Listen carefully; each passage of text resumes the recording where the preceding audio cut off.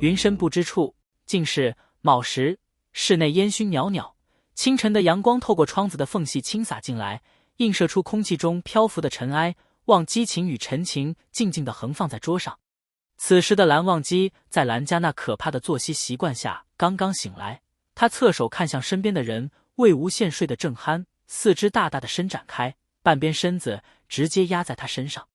像是习惯了一样，蓝忘机轻挪开魏无羡，起身更衣，待梳整一番。蓝忘机看着床上睡姿极其奔放的魏无羡，被子被他睡姿挣脱的斜斜只盖住腰部以下，上半身裸露在空气中。蓝忘机看着魏无羡满身被自己折腾出的痕迹，以及腰部堪堪被被子遮住青肿类似手指的印子，眸中燃起了一阵暗火，喉头一紧。蓝忘机偏过头，走到床边，把掉落的被子盖好。蓝忘机轻轻推他，魏无羡嘤咛一声，翻个身继续睡了，又轻轻推他，他眯着睡眼，拉过蓝忘机的手，手心手背轻几下，放到脸边蹭蹭，迷迷糊糊道：“二哥哥，好二哥哥了，我再睡一会儿就好。”转头便睡了。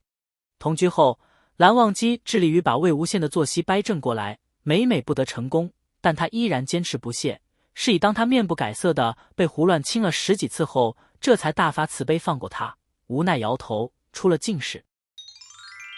冷泉边，蓝草交叠后的白石上放着一套白衣，抹额被一丝不苟地折好放在白衣上，泉内人背后纵横交错的界边痕暴露在空气中。蓝忘机如往常一般竟在泉内闭目冥想，不一样的是，本是一片粼粼清泉，此刻竟不知自哪里弥漫出一阵莫名的雾气，冷泉顿时一片雾气缭绕。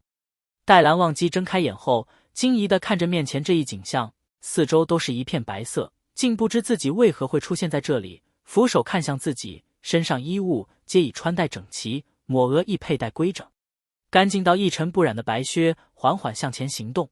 半晌，蓝忘机眉头微蹙，走不动了。面前这一块地方竟有一股莫名的力量阻止他继续向前。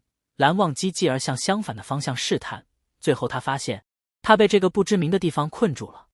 空间里入眼皆是白色，看不到任何实物，不论哪个方向，走到一定距离都会有一股不知名的力量阻止，尝试以灵力攻之，皆无作用。简而言之，蓝忘机被困在这个结界里了。蓝忘机蹙眉喃喃自语道：“非现实之地。魏婴呢？他在哪？”就在蓝忘机尝试诸般方法皆无法脱身，一筹莫展之时，一道熟悉的声音自身后传来：“蓝二公子。”只见江澄冷着脸环视四周，似是在思量身在何处。待向前行走，看到同被困在此地的蓝忘机，犹疑地叫道。蓝忘机转身颔首：“江宗主。”浅浅交谈后得知，两人皆是在做着与平常无二之事，却莫名其妙地被带到了这里。怎么，破不开吗？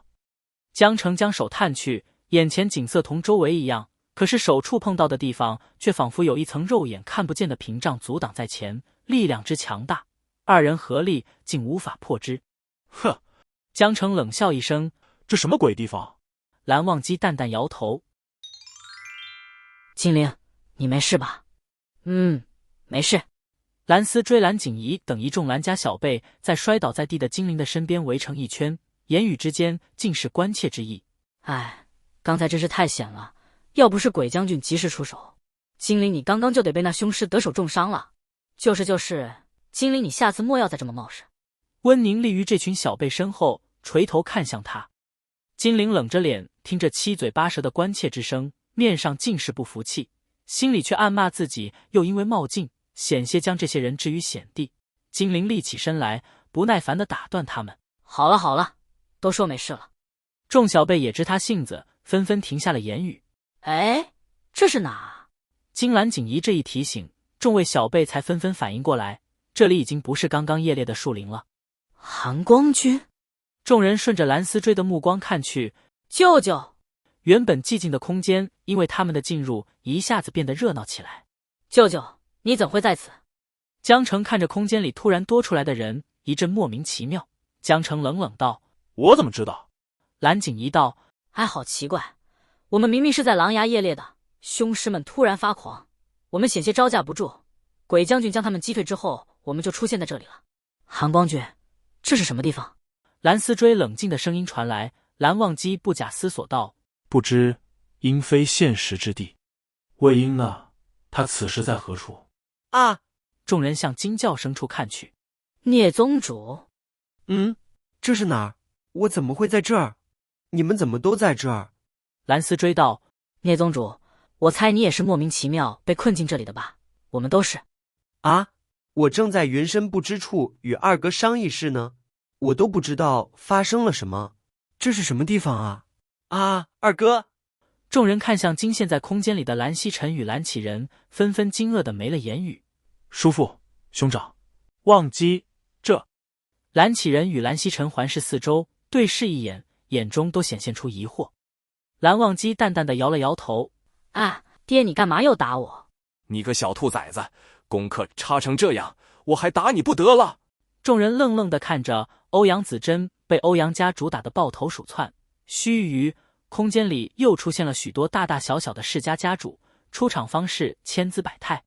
本来大到略显空旷的空间里，竟显得有些拥挤了。众人面面相觑，皆有些纳闷，这是搞的哪一出？各位，现在是不是有点搞不清状况啊？哈哈哈！一道诡异的声音突兀的在空间里响起，带有嗡嗡的回音。这一声音让在场所有人都惊了一下，下意识地提高了警惕，手压在剑柄上呈戒备之态。哈哈哈！都别紧张，我是不会伤害你们的。况且也别白费力气了，在这个空间里，你们现在灵力尽失。众人闻言纷纷一愣，迅速运转体内金丹，却发现真如这个神秘人所言，金丹内没有一丝灵力流转。众人大惊：“喂，你什么意思啊？这什么鬼地方？你是谁？灵力尽失是你搞的鬼？”一位家主按捺不住，大声向空间质问，群起而攻之。众位家主也纷纷不满地叫嚷起来：“是啊，你是谁啊？干嘛把我们带到这么个鬼地方来？我们的灵力怎么会尽失？你到底做了什么手脚？”灵力尽失是暂时的，还是永久失去？这个问题一出，众人大惊失色。要知道，修仙世家倘若没了灵力，这一生就注定碌碌无为，颜面尽失，活得连普通人都不如。啧，你们好吵啊，能不能听我说完啊？他不耐烦地咂咂嘴，继而道：“你们的灵力丢失当然是暂时的，只要离开这个结界，你们就会恢复到之前的样子。不过也别着急，在这里没有经历完该经历的，没有看完该看的话，我是不会让你们出去的。”听闻灵力丢失只是暂时的，众人也纷纷松了一口气。转念想到看完该看的，这是什么意思？